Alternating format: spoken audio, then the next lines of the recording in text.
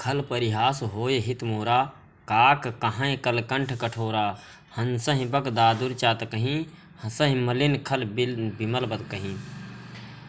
किंतु दुष्टों के हंसने से मेरा हित ही होगा। मधुर कंठ वाली कोयल को कौवे तो कठोर ही कहा करते हैं।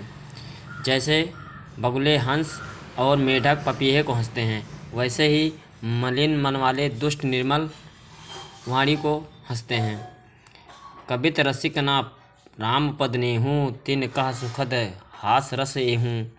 भाषा भनित भोर मति मोरी, हंसबे जोग हंसे नहीं खोरी। जो ना तो कविता के रसिक हैं और ना जिनका श्री रामचंद्र जी के चरणों में प्रेम है, उनके लिए भी यह कविता सुखद हास्य रस का काम देगी। प्रथम तो ये भाषा की रचना है, दूसरे मेरी बुद्धि भोली है, इससे ये हंसने के योग्य ही है। हंसने में उन्हें कोई दोष नहीं। प्रभु पद प्रीत न समुझ नीकी, तिन्ह कथा सुनि लागहि फीकी। हरि हर पद रति मति न कुतरकी, तिन कहूँ मधुर कथा रघुवर की। जिन्हें ना तो प्रभु के चरणों में प्रेम है और ना अच्छी समझ ही है, उनको यह कथा सुनने में फीकी लगेगी।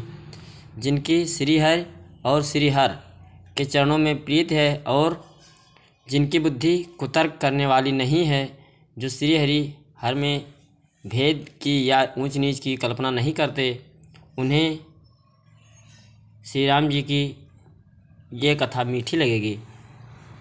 राम भगति भूषित जिय जानी, सुनहि सुजन सराहि सुबानी। कभी न हो नहीं वचन प्रवीणु, सकल कला सब विद्याहीनु। सज्जनगण इस कथा को अपने जी में श्री राम जी की भांति से भूषित जानकर सुंदर वाणी से सराहना करते हुए सुनेंगे। मैं ना तो कवि हूँ, ना वाक्य रचना में ही कुशल हूँ। मैं तो सब कलाओं तथा सब विद्याओं से रहित हूँ। आखर अर्थ अलंकृत नाना, छंद प्रबंध अनेक विधाना। भाव भेद रस भेद अपारा, कवित दोष गुण विविध प्रकारा। नाना प्रकार के अक्षर अर्थ और अलंकार, अनेक प्रकार की छंद रचना, भावों और रसों के अपार भेद और कविता के भांति भांति के गुण दोष होते हैं। कवित विवेक एक नहीं मोरे, सत्य कहाँ लिख कागद कोरे। इसमें काव्य संबंधी एक भी बात का ज्ञान मुझ में नहीं है। ये मैं कोरे कागज पर लिखकर शपथपूर्वक सत्य सत्य कहता हूँ। भनित मोर सब गुण रहित, विश्व विदित गुण एक। सो विचार सुनी है सुमत, जिनके विमल विवेक। मेरी रचना सब गुणों से रहित है, इसमें बस जगत प्रसिद्धि एक गुण है। उसे विचार कर अच्छी बुद्धि वाले पुरुष, जिनके निर्मल ज्ञान है, इसको सुनेंगे। यही महा रघुपति नाम उदारा, अति पावन पुराण श्रुति सारा। मंगल भवन अमंगल हारी, उमा सहित जहि जपत पुरारी। इसमें श्री रघुनाथ जी का उदार नाम है, जो अत्यंत पवित्र है, वेद पुराणों का सार है, कल्याण का भवन है और अमंगल को हरने वाला है, जिसे पार्वती जी सहित भगवान शिव जी सदा जपा करते हैं। भनित विचित्र सुकवि कृत जोऊ, राम नाम बिनु सोह न सोऊ। विधु बदनी सब भांति संवारी, सोह न बसन बिना बर नारी। जो अच्छे कविता के कवि के द्वारा रची हुई बड़ी अनूठी कविता है, वो भी राम के बिना शोभा नहीं पाती। जैसे चंद्रमा के समान मुख वाली सुंदर स्त्री सब प्रकार से सुसज्जित होने पर भी वस्त्रों के बिना शोभा नहीं पाती। सब गुण रहित कुकव कृत वाणी, राम नाम जस अंकित जानी।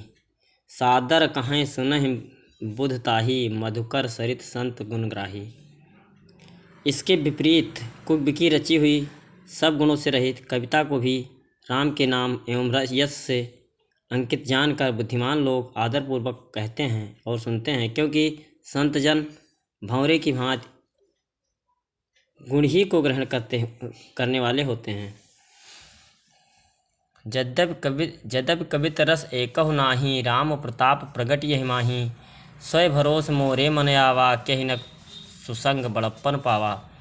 यद्यपि मेरी इस रचना में कविता का एक भी रस नहीं है, तथापि इसमें श्री राम जी का प्रताप प्रकट है। मेरे मन में यही एक भरोसा है, भले संग से भला किसने बड़प्पन नहीं पाया। धूमों तजह सहज करुआई, अगर प्रसंग सुगंध बसाई। भनित भदेश वस्तु भली वरनी, राम कथा जग मंगल करनी।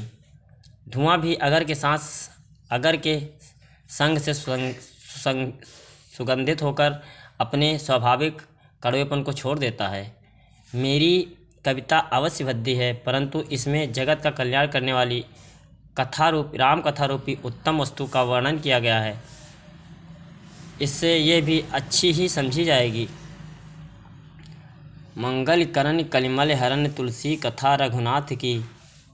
गतिकूर्य कविता सरित की, ज्यों सरित पावन पाथ की। प्रभु सुजस संगति भनित भल हुई हैं, सुजन मन भावनी।